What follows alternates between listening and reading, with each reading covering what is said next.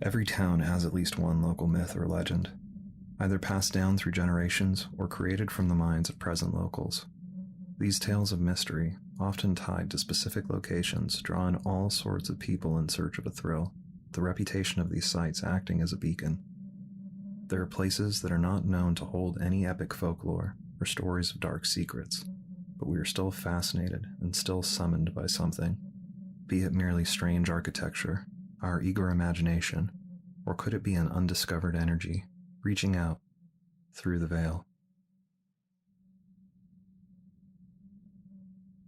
It was a warm summer night in Orange County, California. Lee, his girlfriend Maya, and her two friends had just finished a movie and were standing in the theater parking lot deciding what to do for the rest of the night. The group being minors, and it being past midnight, did not give them many options. After some time of deliberation, Maya proposed that they go to the house in the hills that her mother told her was haunted. This piqued the group's interest, and they were off, with Lee driving Maya's car, while she regaled them with the tale her mother had told her. The house was an expensive-looking mansion of a home, at the end of a mildly secluded area. Being a very different design from the surrounding homes, it loomed over the neighborhood like a perched owl. Once parked on the street in front of the home, you could see a candle being lit and then being extinguished in one of the dozens of front windows. Maya explained how this would then repeat, in random order, through each one of the windows. Her two friends were relieved to learn that they wouldn't be getting out of the car, as they were excited but apprehensive of the possible danger. The group finally arrived at the location, and Lee parked on the street as instructed. They then watched in amazement as a candle was lit, then suddenly extinguished, only to instantly be lit in another window on the other side of the home. Lee then realized this was occurring at such a high speed, this strange display would take a team of a dozen to accomplish so well. Maya brought attention to the fact that they could not see a match or lighter being struck to light these candles. The flames seemed to materialize from the darkness. Maya, being a bit of an adrenaline junkie, began teasing Lee that he was too afraid to drive up the long, curved private driveway to the haunted mansion. Much to Maya's friend's disagreement, Lee gave in to the barrage of teasing and began driving towards the private driveway. The three girls giggled and joked to each other about how Lee would turn the car around any second. They didn't believe he would actually continue. The inside of the car was then silent as they realized Lee was turning up into the private path. They reached the end of the turn and could see the pillared entrance to the large home at the end of the long, dark driveway. Suddenly, someone or something violently jumped on the hood of the car while making a horrible sound. It was an old woman with bright white hair, wearing a white nightgown. Her skin was tan and aged, and her hair was sticking up in all directions. She was howling at the top of her lungs and clawing at the windshield, while the inside of the car erupted into shrieks of terror. Lee then threw the car into reverse and slammed on the gas, somehow maneuvering the sharp turn at great speed and throwing the crazed woman from the hood of the vehicle back into the dark. Reaching what the petrified group thought to be a safe distance, Lee pulled over the car and they tried to make sense of what had just occurred. Maya and her friends were positive they had just seen a ghost or an apparition and were almost high from the adrenaline rush. Lee, being skeptical, inspected the hood and surrounding area of his girlfriend's car, but was unable to find a single mark made by the rabid figure.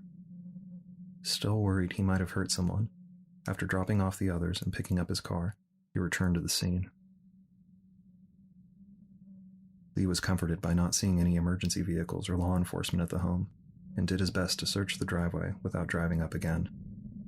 He was unable to see or hear anyone in distress, and was for a short moment at ease knowing he didn't hurt some disturbed woman. Fear creeped back up his spine when the questions arose.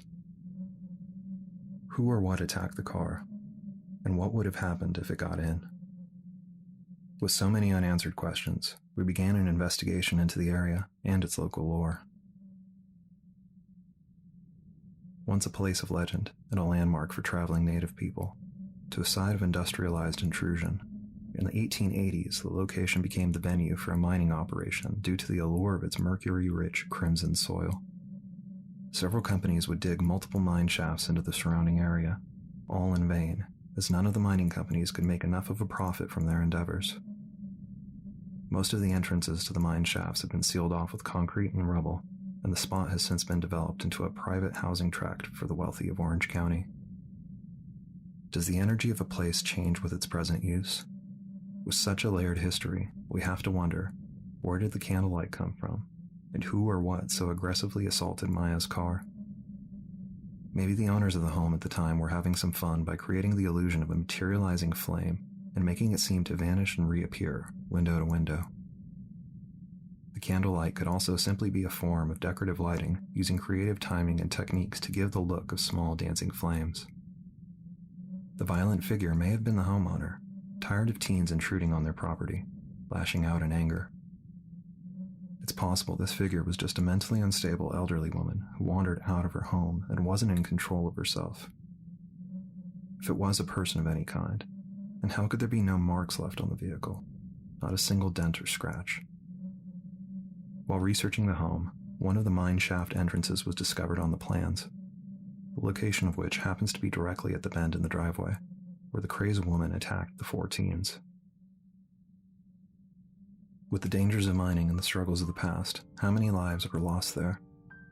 What past violent events transpired, never coming to light? Could the frightening attacker be someone who met a violent end at the mine, marking the spot with its pain and anguish? Or even someone driven to madness by overexposure to the mercury-rich soil of the mines, now warning those that it can to stay away? Are the ghostly flames remnants of miners or people who lost their lives in the pitch black of the lonely, treacherous tunnels, now searching by the light of a fickle flame for a way out?